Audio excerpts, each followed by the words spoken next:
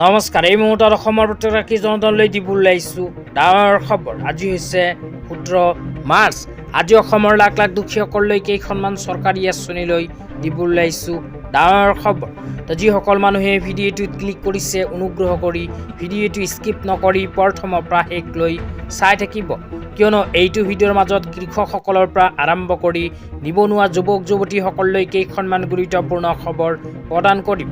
অনুগ্ৰহ কৰি ভিডিঅ'টোত ক্লিক কৰিছোঁ, এই ভিডিঅ'টো স্কিপ নকৰি প্ৰথমৰ পৰা শেষলৈ চাই থাকিব। লগতে মোৰ চেনেলত নতুন হ'লে প্লিজ চেনেলটো ছাবস্ক্ৰাইব কৰি মোৰ লগত থাকিব। বলক ভিডিঅ'টো আৰম্ভ কৰি আজি প্ৰথমটো গুৰুত্বপূৰ্ণ খবৰৰ বিষয়ে বিস্তাৰিত জানি লওক।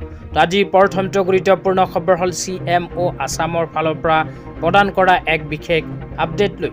ইয়াতে কি লিখা আছে পঢ়ি শুনাই দিছোঁ, অনুগ্ৰহ কৰি ভিডিঅ'টো চাই থাকিব। ইয়াতে লিখা আছে, মাননীয় মুখ্যমন্ত্ৰী ডাঙৰীয়াই আজি মুখ্যমন্ত্ৰী আত্মনিৰ্ভৰ অসম অভিযান 1.0 দ্বিতীয় কিস্তিৰ ধনৰাশি 2 লাখ আৰু 5 লাখকৈ 12,976 গৰাকী উদ্যমীৰ মাজত বিতৰণ কৰে।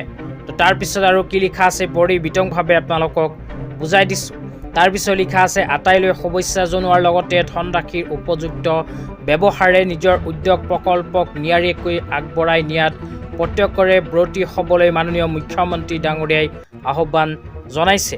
ইয়াতে উল্লেখ কৰা অনুযায়ী যিসকলে যুৱক যুৱতীয়ে মুখ্যমন্ত্ৰী আত্মনিৰ্ভৰ অসম অভিযান 1.0 আঁচনিত আবেদন কৰিছিল, সেইসকলে যুৱক যুৱতীৰ বাবে আহি গ'ল ভাল খবৰ, কিয়নো অসম চৰকাৰে ইতিমধ্যে 12,976 গৰাকী যুৱক যুৱতীক প্ৰদান কৰিলে দ্বিতীয় কিস্তিৰ ধন।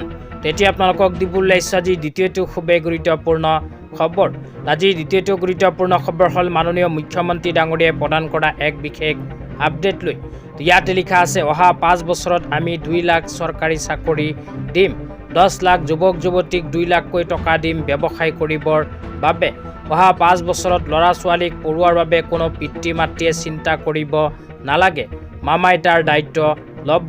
তো ইয়াতে উল্লেখ কৰা অনুযায়ী অসমৰ মাননীয় মুখ্যমন্ত্ৰী ডাঙৰীয়াই আকৌ 5 বছৰত যদি মুখ্যমন্ত্ৰী হয় তেন্তে 2 লাখ চৰকাৰী চাকৰি, 10 লাখ যুৱক যুৱতীক 2 লাখকৈ টকা আৰু ল'ৰা ছোৱালীসকলৰ পঢ়াৰ দায়িত্ব ল'ব বুলি এক বিশেষ মন্তব্য আগবঢ়াইছে। তেতিয়া আপোনালোকক দিবলৈ আহিছোঁ আজি তৃতীয়টো খুবেই গুৰুত্বপূৰ্ণ খবৰ। আজি তৃতীয়টো গুৰুত্বপূৰ্ণ খবৰ হ'ল কৃষকসকলৰ বাবে। তো যিসকল কৃষকে PM কিষাণ আঁচনিৰ জৰিয়তে 2,000কৈ টকা লাভ কৰিলে, সেইসকল কৃষকৰ বাবে আহি গ'ল এক বিশেষ আঁচনি। তো PM কিষাণ আঁচনিৰ 22 নম্বৰ কিস্তি 2,000কৈ টকা পোৱাৰ কৃষকসকলে যদি এইখন আঁচনিত আবেদন কৰে তেন্তে প্ৰতি মাহতে 3,000কৈ টকা লাভ কৰিব।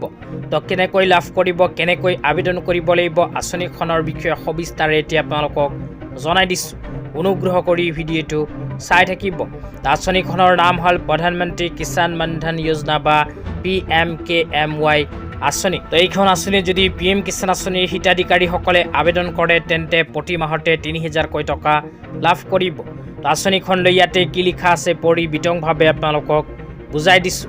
তো ইয়াতে লিখা আছে, छोटे किसान को बड़ा सहाय, वृद्धावस्था में पेंशन का सहारा कौन है प्राप्त, 18 से 40 वर्ष के किसान है प्राप्त।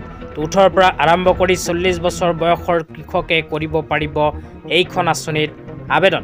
তাৰপিছত কৈছে 60 वर्ष की आयु के बाद छोटे एवं सीमित किसानों को 3,000 मासिक পেঞ্চন। ইয়াতে কোৱা অনুযায়ী যিসকল কৃষকে এইখন আঁচনিত আবেদন কৰিব, আবেদন কৰাৰ পিছত 60 বছৰ বয়স সম্পন্ন হ'লে প্ৰতি মাহতে 3,000কৈ টকাৰ পেঞ্চন লাভ কৰিব।